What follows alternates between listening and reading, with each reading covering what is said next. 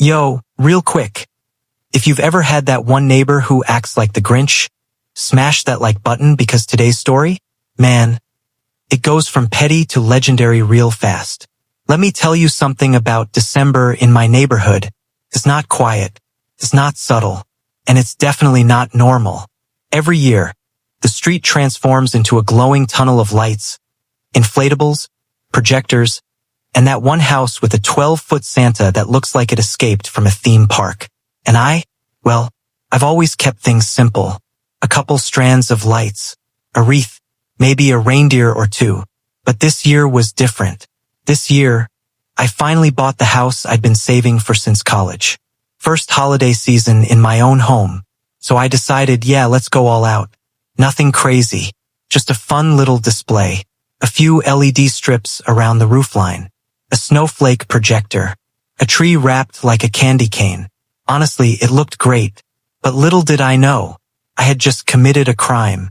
At least according to my neighbor across the street. Her name? Well, you already know the type. Karen. With the haircut. With the attitude. With the clipboard energy and HOA president in training voice. She didn't even wait 24 hours after I plugged in the decorations for the first time. I was inside, sipping hot chocolate, admiring my work out the front window, and suddenly, a bright flash of light. Then another. Then another. I stepped outside and saw her crouched in her driveway, taking pictures of my house. Everything okay over there? I called out. She stood up like I'd caught her stealing government secrets. It's too much, she snapped. Your lights are blinding. Mind you, it was 7 p.m. The streetlights were brighter than my decorations. I tried being nice. Hey, I'm just getting into the spirit. If anything's bothering you, let me know. But Karen didn't want a conversation. Karen wanted control. She huffed, stormed back into her house, and slammed the door so hard her wreath fell off. I didn't think much more of it until the next morning. I opened my front door to get my Amazon package, and there it was, a bright yellow city code enforcement notice taped to my door. I swear my heart dropped straight into my slippers. It read, reported for excessive holiday display / light pollution. Light pollution. Like I was running a nuclear power plant from my garage or something. At the bottom, in bold letters, inspection scheduled. I knew immediately who reported me. Karen was probably watching from behind her blinds, thrilled that she finally had proof of my wrongdoing. That afternoon, the inspector showed up. A calm older guy in a city jacket with a clipboard. He walked around, checked the outlets, looked at the roofline, measured the brightness. After 10 minutes, he turned to me and said, I don't even know why I'm here. This is one of the tamest setups on the block. I laughed awkwardly. Well, someone thought it was intense. He rolled his eyes. You got a neighbor across the street? Blonde? Talks like she's the sheriff. Yep. He smirked. Yeah, we know her. Then he signed off the report and said, You're good. Good luck surviving her. And left. I stood there on my lawn with the report in my hand, and I felt something. Not anger, not fear, just motivation. Karen wanted to shut down my decorations? Oh no, not this year. Not in my first holiday season in my own home.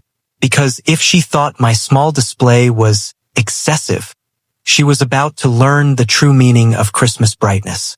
That night, I made a decision. I was going to turn my house into something unforgettable. Not tacky, not messy, not loud, but legendary. A holiday display so good, so synchronized, so beautiful, that even the city would talk about it. The day after the inspection cleared me, I went shopping. And by shopping, I mean shopping. LED smart lights, pixel strips, 10-foot mega tree, 2 moving spot projectors, a Wi-Fi controller that let me sync everything to music.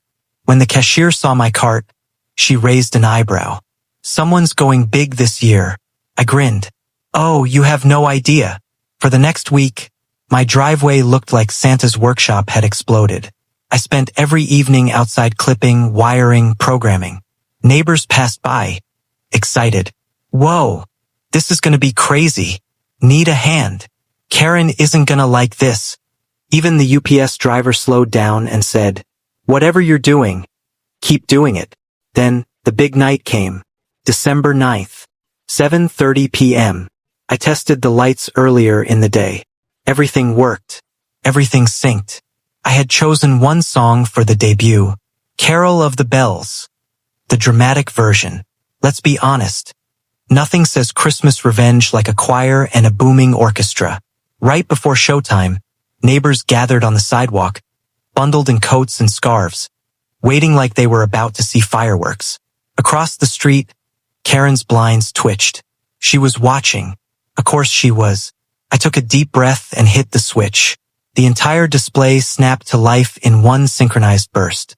Lights rippled up the roofline, waves of red and green racing across the house. The mega tree spiraled like it was alive. Snowflake spotlights danced across the yard. The candy cane tree pulsed in time with the drums. And then, the music hit.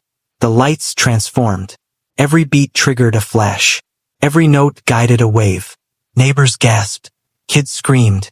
Phones came out instantly. Someone whispered, "This is better than the town's display." Karen stumbled out of her house like she'd been electrocuted. "What is this?" she yelled. But her voice was drowned out by the music and applause. A city security car slowed as it drove by, and the officer gave me a thumbs up. That one gesture? Glorious. Karen stomped back inside, furious, defeated, powerless. By the end of the song, people were cheering. Some clapped, some cried. A few literally hugged me. I didn't expect what happened next. Someone posted a video online. It blew up locally overnight. The next morning, a reporter messaged me asking if they could feature the display. Then, the city announced something I didn't even know existed. Neighborhood Holiday Spirit Award. Best House on the Block. And guess who won? The next weekend, the mayor himself walked up to my yard with a ribbon, a plaque, and a certificate. The neighbors gathered again. Cameras out. Kids excited. Karen stood on her driveway frozen, red-faced, stunned into silence. When the mayor handed me the award, he said, "Your display brings joy to the whole street. Keep shining."